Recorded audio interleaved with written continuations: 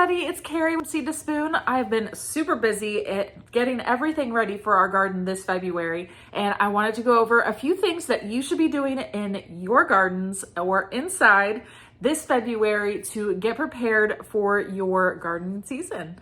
February is probably one of our busiest gardening months. We are doing so many things. We're seed starting indoors. We're starting to transplant things outdoors and starting things by seed outdoors and getting our soils ready and everything. We are doing a lot in February. So I wanted to make a video just encompassing everything that we're doing this February that can help us to prepare for our upcoming season so that we have as much success as possible.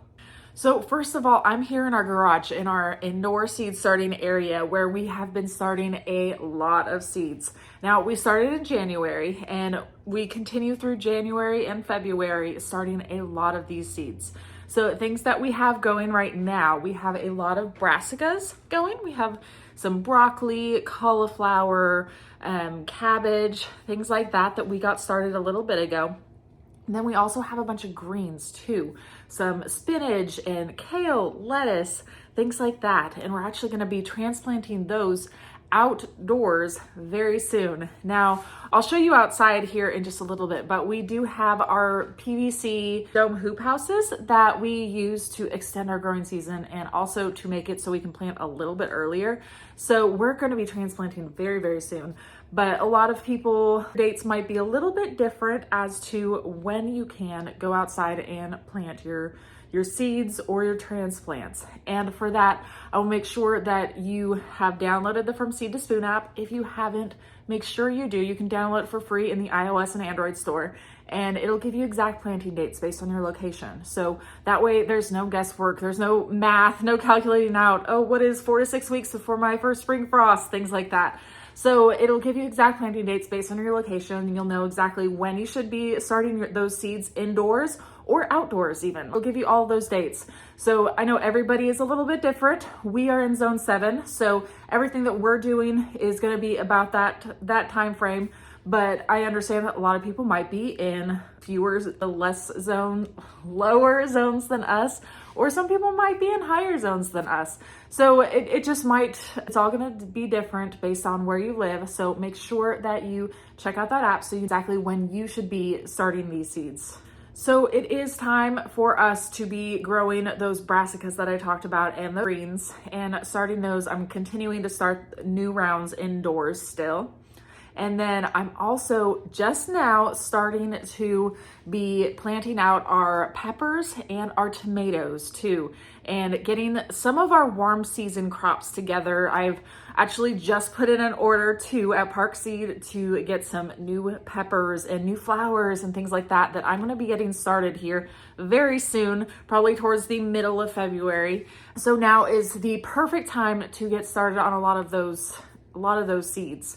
Now the thing with peppers and tomatoes, I typically start those out pretty early just because they can take a while to germinate, especially peppers. They can take a little bit to germinate.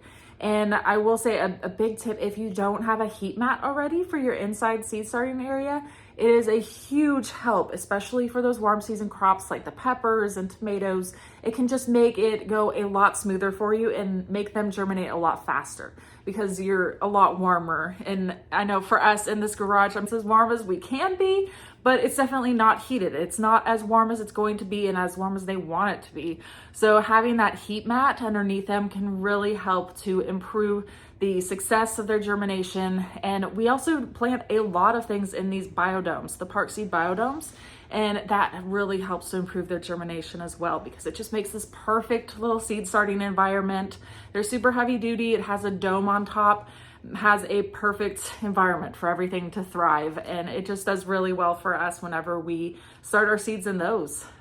One other thing that I will mention as well, if you're going to be starting onion seeds, now would be a really good time to get those started indoors.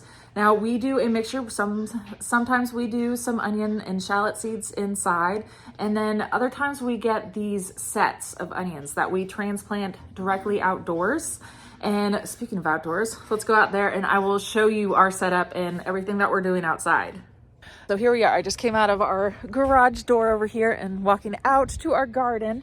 So these are the hoop houses that I was talking about. So we have these PVC dome hoop houses. Now, if you wanted to know how to grow those, we do have a lot of instructional videos and lots of videos related to those in our social media and on our YouTube, Instagram, TikTok, all of those. So make sure you follow us and check those out if you haven't seen them and you are interested in growing these. But pretty much why we grow these is to extend our growing season so we can start a little bit earlier or also have a later start too in the fall. We can grow a lot in the fall as well as over winter as well, which is huge for us because we love to eat a lot of salads. We love to always have fresh greens. So having these out here is going to be such a life changer. It's going to be amazing.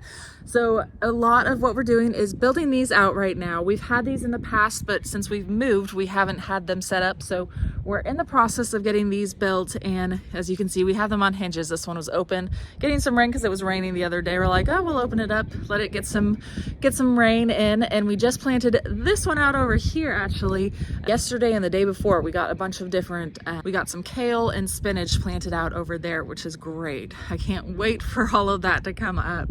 And a lot of what we're going to be doing out here that we've been doing is getting this soil ready to go.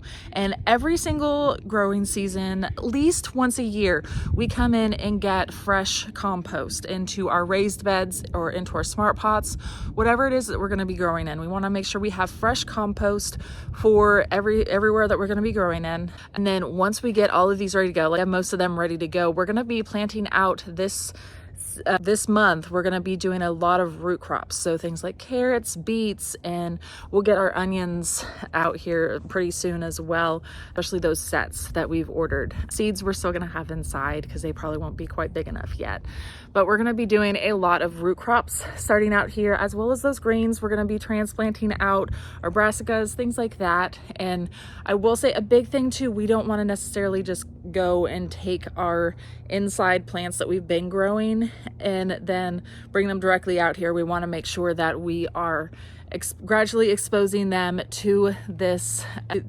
environment that they're going to be in. So we go through a process that's called hardening off. So we just bring them out here, get them gradually used to the environment they're going in over a week or so, giving them a little bit more time out here in the sun and the wind and all of that. Now we do have a fan in our indoor growing area that really helps to get them used to the wind, because we're here in zone 7 in Oklahoma and it is super windy. Today's a relatively calm day, which is amazing, but we do not always have that type of luck. So we want to make sure that our seedlings are really used to the wind. So we have a fan in our inside seed starting area, and then we get them gradually used to this outside environment before we just throw them out here. Now that's about it. I know that was a lot of things that we're going to be doing. And like I said, we've been so busy this month so far. It's only been a couple days and oh man, we have been so busy getting so many different seeds started inside and out here. We're planning ahead. We're doing a lot of things. Like I said, February is probably one of your busiest months in the garden, just getting your spring garden ready to go. Now, if you guys have any questions at all, please feel free to leave a comment in the comment section and I will get back with you. Make sure you follow us here on YouTube. We also have Instagram, Facebook, TikTok, all of those where I post a lot of different reels and shorts and things like that. So make sure you follow us everywhere and we will see you all later.